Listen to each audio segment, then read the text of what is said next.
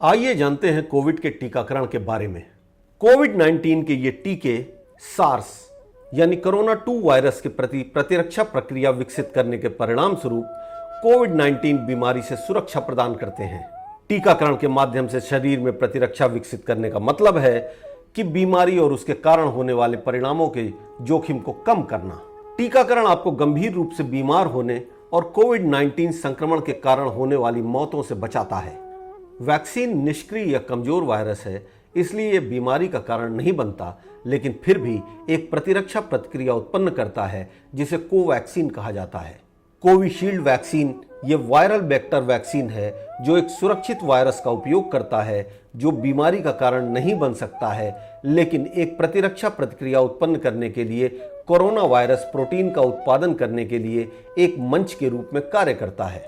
कुछ अन्य टीके भी हैं जो भारत में उपलब्ध नहीं हैं, जैसे फाइजर और मॉडर्ना, आरएनए और डीएनए टीके, एक अत्याधुनिक दृष्टिकोण जो आनुवांशिक रूप से इंजीनियर आरएनए या डीएनए का उपयोग प्रोटीन उत्पन्न करने के लिए करता है, जो स्वयं सुरक्षित रूप से प्रतिरक्षा प्रतिक्रिया का संकेत देता है। इसलिए मुख्य रूप से टीका रोग से लड़ने के लिए हमारी प्रतिरक्षा प्रणाली को सक्रिय करता है। वैक्सीन लेने का मतलब यह नहीं है कि हम कोरोना वायरस से प्रभावित नहीं होंगे, लेकिन कोरोना वायरस का असर बहुत कम होगा। यह देखा गया है कि जिन्होंने वैक्सीन की दोनों खुराकें ली हैं लेकिन उनकी मृत्यु हो गई है, लेकिन यह संख्या बहुत कम है। जिन्होंने वैक्सीन नहीं ली है वे वैक्सीन लेने वालों की तुलना में बीमारी और मृत्यु से अधिक प्रभावित होंगे।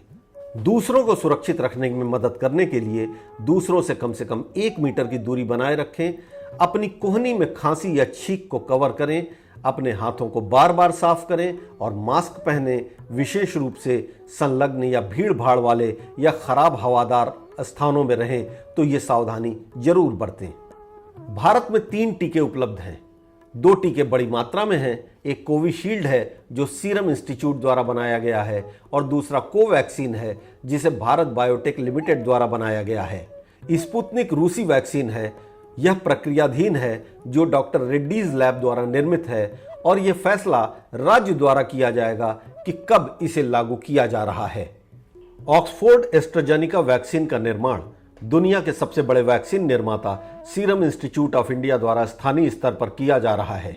जब वैक्सीन को किसी मरीज में इंजेक्ट किया जाता है तो यह प्रतिरक्षा प्रणाली को एंटीबॉडी बनाने के लिए प्रेरित करता है और इसे किसी भी कोरोना वायरस संक्रमण पर हमला करने के लिए प्रेरित करता है। इस टीके को 4 से 12 सप्ताह के बीच 2 खुराकों में देने की अनुशंसा की जाती है।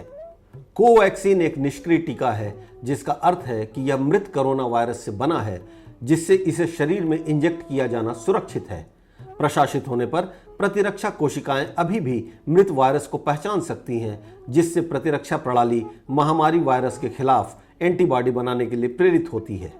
अगर आप कोई वैक्सीन लेते हैं, वो चाहे कोविशील्ड हो या कोवैक्सीन या स्पुतनिक, कुछ साइड इफेक्ट होते हैं जैसे सिर दर्द, बुखार या आंखों के नीचे सूजन, बदन दर्द या जलन। ये सामान्य है। जब हम अपने बच्चों को डीपीटी देते हैं तो भी ये लक्षण दिखाई दे सकते हैं, इसलिए साइड इफेक्ट बिल्कुल सामान्य है। कुछ अन्य दुष्प्रभाव भी दिखाई दे सकते हैं, जैसे सांस लेने में कठिनाई, और यदि ऐसे दुष्प्रभाव दिखाई दें तो उन्हें डॉक्टर से परामर्श जरूर लेना चाहिए। पंजीकरण 2 तरह से किया जा सकता है, पहले कोविन पोर्टल और दूसरा आरोग्य सेतु के माध्यम से, लेकिन आरोग्य सेतु अंततः कोविन पोर्टल पर पुनर्निर्देशित हो जाता है। इसलिए यदि हम कोविन पोर्टल पसंद करते हैं तो यह अधिक आसान होगा। कोई भी जो भारत का नागरिक है वैक्सीन लेने के लिए स्लॉट के लिए पंजीकरण कर सकता है। कोविन पोर्टल अंग्रेजी में है। सरकार हिंदी भाषा में इस पोर्टल के लिए काम कर रही है और पंजीकरण के लिए 2 सप्ताह तक का समय लगेगा। मोबाइल नंबर और पहचान पत्र की आवश्यकता है। आपको लोकेशन का उपयोग करना चाहिए, फिर आपको स्लॉट बुक करना होगा। यदि आप 45 वर्ष से अधिक के आयु के हैं या स्वास्थ्य देखभाल कार्यकर्ता हैं तो आप बिना पंजीकरण के ही टीकाकरण करा सकते हैं। दोनों खुराक के बीच 6 से 8 सप्ताह का अंतर होना चाहिए। कोविन डैशबोर्ड का प्रारूप इस प्रकार दिखाई देगा। सभी चरण यहां लिखे गए हैं, लेकिन कोविन पोर्टल का उपयोग प्रत्यक्ष है और आपको टीकाकरण के लिए अपने राज्य या जिले के स्थान को प्राथमिकता देनी चाहिए। अपने मोबाइल नंबर से अपना पंजीयन कराएं। एक व्यक्ति अपने मोबाइल से टीकाकरण के लिए अधिकतम 4 लोगों का पंजीयन करा सकता है। मोबाइल पर टीकाकरण के पंजीयन के समय एक OTP आता है, जिसे डालने के बाद आप पंजीयन की प्रक्रिया में आगे बढ़ते हैं। इस बारे में सरकार के नवीन दिशा निर्देश एवं सुझाव के लिए निम्न लिंक पर क्लिक करें। आपके जिले में आइसोलेशन केंद्रों का विवरण इस प्रकार है। कोविड-19 संक्रमण की जांच प्राथमिक स्वास्थ्य केंद्र, सामुदायिक स्वास्थ्य केंद्र व जिला अस्पताल में निःशुल्क की जाती है। अपने निकटतम जांच केंद्र की जानकारी लेने हेतु आप कोविड हेल्पलाइन पर भी संपर्क कर सकते हैं। कोविड हेल्पलाइन नंबर इस प्रकार हैं। धन्यवाद। सतर्क रहें, सुरक्षित रहें, स्वस्थ रहें।